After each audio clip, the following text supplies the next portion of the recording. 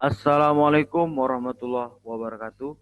Baiklah sahabat-sahabat semuanya, pada kesempatan hari ini saya akan memaparkan makna daripada etika publik. Di mana etika publik ini merupakan bagian daripada mata diklat eh, pendidikan dan pelatihan dasar prajabatan golongan 3B CPNS.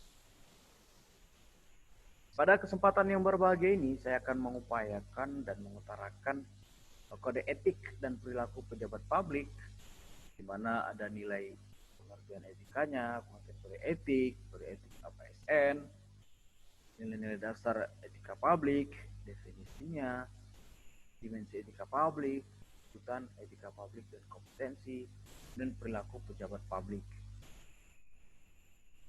Pada hari ini merupakan overview daripada apa yang disampaikan oleh pemateri pada bahan etika publik.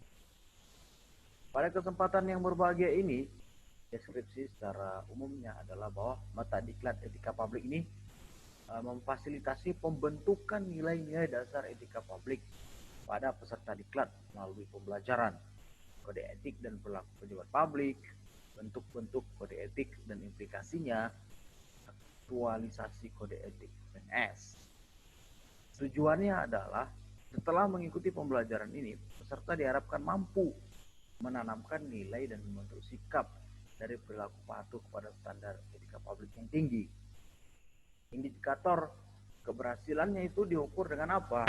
Memiliki pemahaman tentang kode etik dan perilaku pejabat publik, mengenali berbagai bentuk sikap dan perilaku yang bertentangan dengan kode etik dan perilaku, dan implikasi dari pelanggaran kode etik dan perilaku bagi dirinya, menunjukkan sikap dan perilaku yang sesuai dengan kode etik dan perilaku selama diklat. Lalu, apa hubungannya etika publik itu dengan pemahaman yang seperti ini? Maka jangan buang waktu, tenaga, pikiran untuk hal-hal yang sia-sia. Berfokuslah pada hal yang menjadikan dirimu itu bernilai. Artinya bahwa ketika kita ingin mewujudkan suatu nilai etik terhadap publik, maka ada yang sangat mempengaruhi, yaitu bagaimana kita bisa memanfaatkan waktu ini untuk terus berbenah dalam rangka menjadikan nilai etika ini yang terpenting dalam kinerja kita. Dan pertanyaan yang mendasar adalah untuk apa kita ini? Untuk apa kita jadi PNS? Apa tujuan kita? Ini yang harus diingat. Tujuan harus diingat supaya kita sadar akan langkah kita. Ketidaktahuan terhadap tujuan membuat kita lelah dalam kesia-siaan.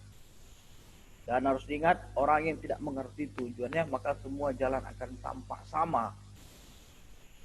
Yang membedakan orang gagal dengan orang sukses adalah konsistensi mereka terhadap tujuan. Maka tujuan yang jelas akan menjadi sumber pendorong kuat dalam mengarungi perjalanan pencapaiannya. Tentu kita menyadari bahwa memang memahami tujuan ini adalah untuk change. Apa itu change? Change itu adalah dalam rangka melakukan perubahan ataupun juga dalam rangka untuk peningkatan kompetensi. Kompetensi yang dimaksudkan di sini adalah agar kita jauh lebih baik daripada yang sebelumnya. Peningkatan derajat ataupun nilai diri bagi seorang ASN, ya, bagi seorang aparatur sipil negara. Lalu koneksinya seperti apa dengan kode etik? Lalu apa itu etika? Etika yang dimaksudkan di sini adalah studi tentang kebenaran dan ketidakbenaran terhadap kodrat manusia yang diwujudkan melalui kehendak manusia dalam perbuatannya, atau yang lebih dikenal dengan mengukur seperti apa sih sebenarnya nilai mengenal benar dan salah itu yang dianggap oleh masyarakat. Maka ini menjadi suatu pemahaman yang harus terus kita gali dalam rangka memahami etika itu sendiri. Lalu bagaimana pendapat Prof. Aziu Mardi Azra ketika ia membahas tentang etika? Maka etika dalam rangka konteks Indonesia, nilai etika itu sebenarnya tidak hanya terkandung dalam ajaran sosial, dekorum atau kepantasan sosial berupa adat istiadat dan nilai luhur sosial, termasuk juga nilai luhur yang terkandung dalam ajaran Pancasila. Jadi ada nilai suatu kepantasan sosial berupa adat istiadat, nilai luhur sosial budaya, dan nilai luhur yang terkandung dalam ajaran Pancasila. Lalu seperti apa ketika kita menghubungkan dengan kode etik publik? Kode etik seperti apa? Maka aturan yang mengatur tingkah laku dalam suatu kelompok khusus, sudut pandangnya hanya ditujukan pada hal-hal yang prinsip dalam bentuk ketentuan-ketentuan yang tertulis. Ya, ini harus menjadi bagian terpenting ketika kita memahami kode etik sendiri. Adanya bentuk ketentuan-ketentuan yang tertulis. Jadi diikat oleh suatu aturan yang memang benar-benar didesain agar kita tidak salah langkah. Lalu seperti apa kode etik profesinya? Kode etik profesinya itu adalah dalam rangka untuk mengatur tingkah laku ataupun etika suatu kelompok khusus dalam masyarakat melalui ketentuan-ketentuan tertulis yang diharapkan dapat dipegang teguh oleh kelompok profesional tertentu. Ya, harus benar-benar dipertimbangkan. Lalu bagaimana ketika memang etika publik ini menjadi bagian refleksi tentang standar ataupun norma yang menentukan baik atau buruk, benar atau salah perilaku, tindakan dan keputusan untuk mengarahkan kebijakan publik dalam rangka menjalankan tanggung jawab pelayanan publik. Jadi seorang pegawai, apalagi ya seorang pengajar, dosen, maka dia memiliki tanggung jawab sebagai pelayan publik. Publik yang dimaksudkan di sini adalah mahasiswanya ataupun mahasiswinya.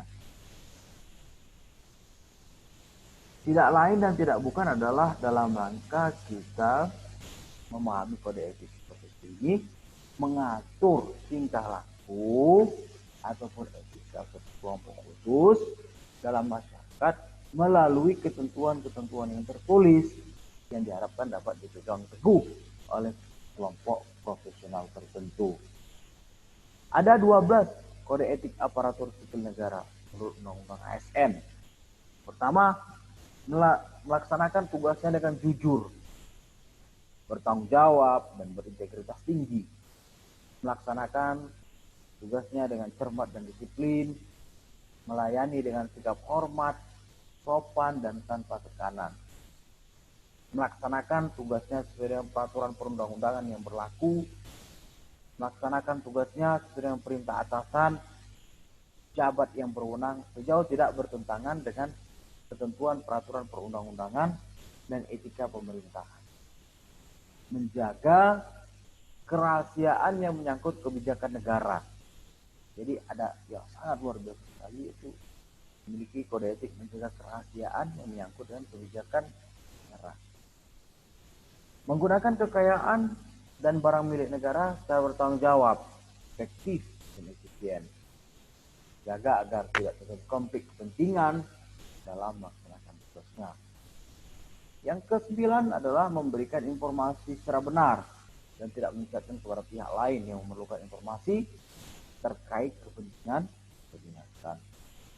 Tidak menyalahgunakan informasi intern negara, tugas, status kekuasaan dan jabatannya untuk mendapat atau mencari keuntungan atau manfaat bagi diri sendiri atau untuk orang lain.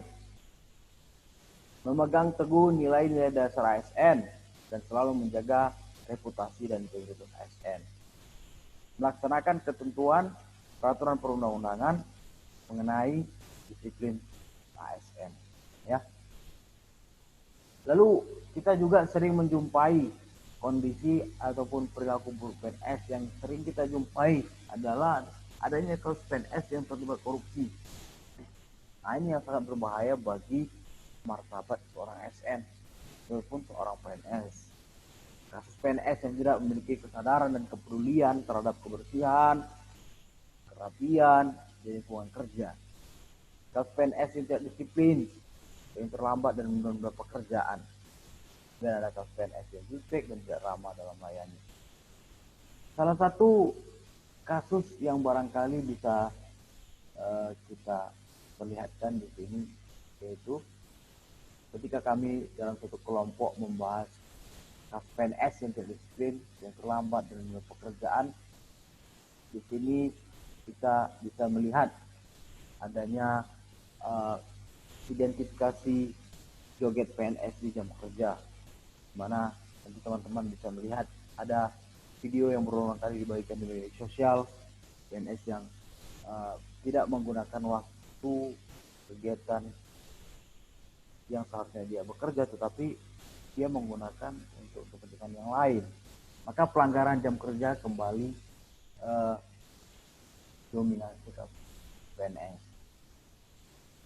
Kemudian ada juga PNS yang joget TikTok, di mana PNS ini atau kepala dinas ini dicopot dari jabatannya sebab ia tidak mengindahkan kode etik.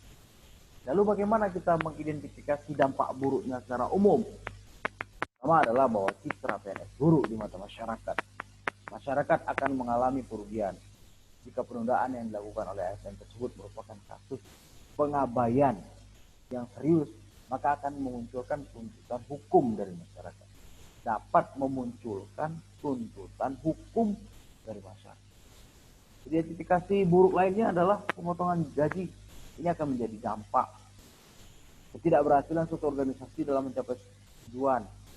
Pekerjaan tidak terselesaikan sesuai dengan target, dicopot atau diturunkan dari jabatan, mutasi ke unit kerja dengan daerah 3T ya.